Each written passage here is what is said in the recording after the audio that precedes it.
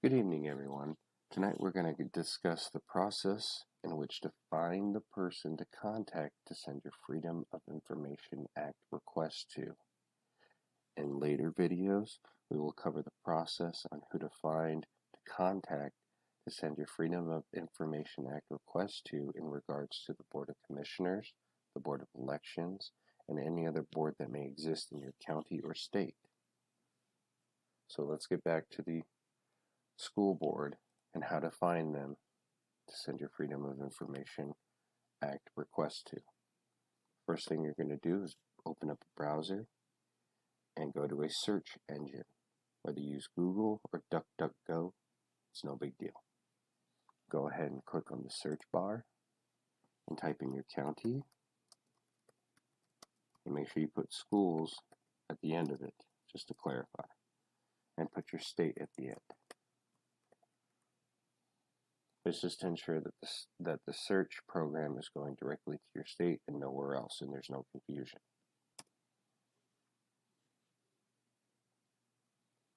Now, as you can see here at the top, we have www.ncmcs.org. Now, the biggest thing you want to look for is a .org or a .gov at the end of the website. If it's anything else, it's probably not the right one. Go ahead and click on that.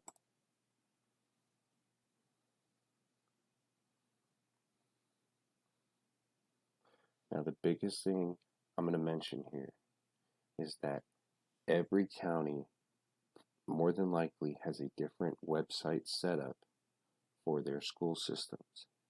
The things you want to look for are words like leadership, Board of Education, school board members. Things like that will get you to where you're trying to find the members of your board. That's what you're looking for, is the members of your board. In Moore County, it's called the Board of Education. So I'm going to go ahead and click on this link right here. Now, as you can see, in Moore County, we have our entire Board of Education with pictures, except for one. And beneath those pictures, we have their name. All right. We have the district that they represent. And we have what committees that they represent. So in this case, for Mr. Levy, we have the Policy Committee and the Appeals Committee. All right. Each school board or Board of Education will more than likely have a slightly different setup and a slightly different bit of information that's exposed. That's okay. The biggest thing you're looking for is this right here. Your executive assistant to the superintendent and Board of Education. Now here in Moore, that's what they call her. In different counties and in different states, they may call them executive secretaries or secretary assistants. It's a combination of these words that you're looking for. Once you find that, you want to locate the email address. This is the person that you're going to send your Freedom of Information Act request to. They will be the ones that send you back your oaths of office and the surety bonds or the blanket bonds for the boards. Now, next thing we're going to cover is the Freedom of Information Act and Public Records request. Now, as you can see, this is just going to be a brief overview of this letter, and we're just going to touch some of the important things that are on here. Biggest thing, your date. Make sure you put your name. I've blotted out my address and my email address, but beneath my name is my address and my email address. You need to leave a space. Then next, you're going to put the person's name who is the executive assistant or the secretary to the board, whoever it is, put their name. Then put their title as it's written on the website. Don't create your own title. Copy and paste it from the website.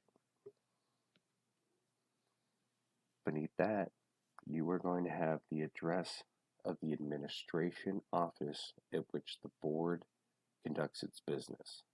You're not going to use any other address other than the central administration office building that they conduct their business at.